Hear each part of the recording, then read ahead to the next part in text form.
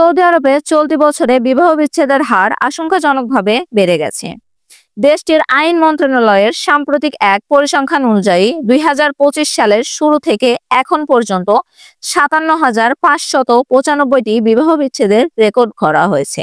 গড় হিসেবে প্রতিদিন 157টি এবং প্রতি 9 মিনিটে একটি করে দাম্পত্য সম্পর্ক ভাঙছে। শনিবার 12 জুলাই প্রকাশিত এক প্রতিবেদনে জানানো হয়, এসব বিচ্ছেদের মধ্যে অধিকাংশই ঘটছে বৈবাহিক জীবনের প্রথম বছরে। পরিসংখ্যানে দেখা গেছে মোট বিচ্ছেদের 65% বেশি হয়েছে বিয়ের 1 বছরের মধ্যে। সমাজ বিশ্লেষকরা একে সামাজিক স্থিতিশীলতার জন্য বড় হুমকি হিসেবে দেখছেন। এছাড়া রিয়াদ, আল বাহা এবং হাইল অঞ্চলগুলিতে বিচ্ছেদের হার তুলনামূলক বেশি। বিশেষ করে আল বাহায় বিচ্ছেদের হার 36%, রিয়াদে 21.7% এবং হাইলে 19.2% রেকর্ড করা হয়েছে।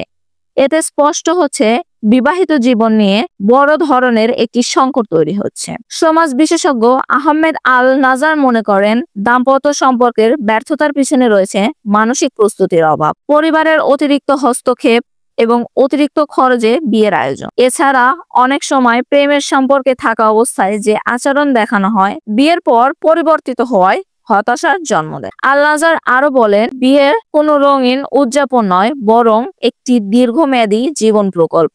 আর এর জন্য প্রয়োজন বাস্তবসম্মত প্রত্যাশা, সহনশীলতা এবং পারস্পরিক বোঝাপড়া, যা এখনকার দাম্পত্য মধ্যে অনুপস্থিত। সমাজের সচেতনা ও পারিবারিক শিক্ষার ঘাটতি এই পরিস্থিতিকে আরো জটিল করে তুলেছে বলে তিনি মন্তব্য করেন।